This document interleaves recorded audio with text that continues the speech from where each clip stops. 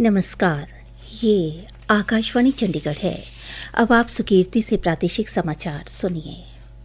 हरियाणा के मुख्यमंत्री नायब सिंह सैनी ने कहा कि 2047 के विकसित भारत में हरियाणा की अग्रणी भूमिका रहेगी।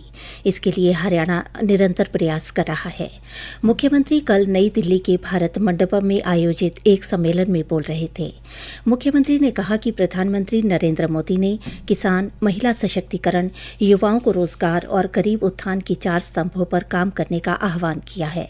हरियाणा सरकार इन सभी पर तेजी से कार्य कर रही है।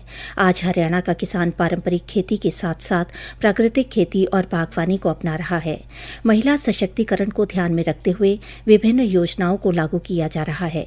आज महिलाएं कृषि, स्वास्थ्य, शिक्षा और अन्य क्षेत्रों में भरपूर योगदान दे रही हैं।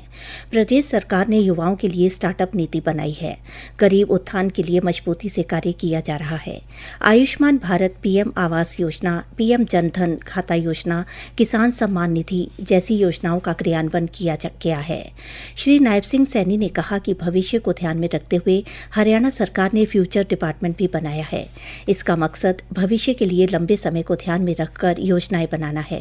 इसी सोच के साथ हरियाणा सरकार विश्वविद्यालयों में पढ़ने वाले युवाओं को शोध के लिए प्रोत्साहित कर रही है, ताकि विश्वविद्यालयों के छात्र विभिन्न क्षेत्रों में शोध कर सकें और यह पहचान सकें कि किन किन क्षेत्रों में क्या समस्याएं हैं, साथ साथ उनका समाधान भी निकाल सकें।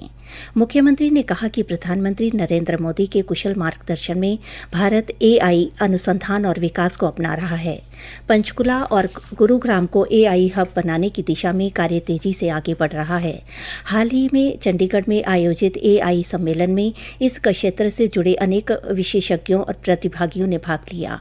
एआई हब के लिए अनेक कंपनियों ने रुचि दिखाते हुए प्रस्ताव भी दिए हैं। सरकार का उद्देश्य युवाओं को नई तकनीकों से जोड़ना और उन्हें इस क्षेत्र में कुशल बनाना है, ताकि भविष्य में एआई के माध्यम से रोजगार के नए अवसर पैदा किए जा सकें। मुख्यमंत्री ने कहा कि सरकार ने पिछले बजट में 10 औद्योगिक मॉडल टाउनशिप स्थापित करने की घोषणा की थी। इनमें से लगभग 6 पर तेजी से काम शुरू हो चुका है, जबकि बाकी 4 पर भी जल्द ही कार्य शुरू किया जाएगा। इन टाउनशिप का उद्देश्य उद्योगों के लिए बेहतर बुनियादी ढांचा तैयार करना है, ताकि अधिक से अधिक कंपनियां हरियाणा में निवेश कर सकें। सरकार ने उद्योगों को बढ़ावा देने के लिए अपनी औद्योगिक नीतियों को भी मजबूत किया है। नई औद्योगिक नीति और सेमीकंडक्टर नीति पर भी काम किया जा रहा है, ताकि हाईटेक उद्योगों को हरियाणा में स्थापित होने के लिए बेहतर अवसर मिल सकें।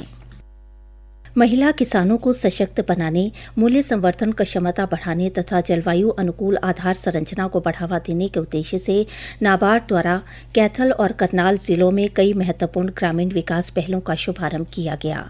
नाबार्ड के अध्यक्ष डॉक्टर शाजी केवी ने इन पहलों का उद्घाटन करते हुए महिला नेतृत्व वाले उद्यमों को समर्थन, आजीविका विविधीकरण और हरियाणा में सतत ग्रामीण समृद्धि को प्रोत्साहित करने पर बल दिया।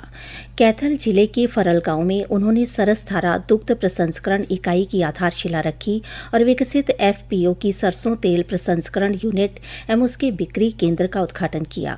नाबार्ड ने गांव में एक ऋण संपर्क कार्यक्रम भी आयोजित किया, जिसमें बैंकों, कार्यान्वयन एजेंसियों, एफपीओ प्रतिनिधियों और लाभार्थियों ने भाग लिया, ताकि ग्रामीण उद्यमों के लिए ऋण संवितरण को मजबूत किया जा सके। नाबार्ड अध्यक्ष ने संयुक्त देयता समूहों के सदस्यों तथा केंद्रीय क्षेत्र योजना के अंतर्गत खरखौदा खंड में गठित जैविक एफपीओ एवं जींद किसान जन निर्माण एफपीओ को स्वीकृति पत्र और चेक भी सौंपे, ताकि आजीविका और कृषि आधारित गतिविधियों के लिए ऋण संवितरण में वृद्धि हो सके। इस दौरान सरकारी सीनियर सेकेंडरी स्कूल फरल में निर्मित वर्षा जल संचयन पुनर्भरण संरचना भी औपचारिक रूप से ग्राम वासियों को समर्पित किया गया।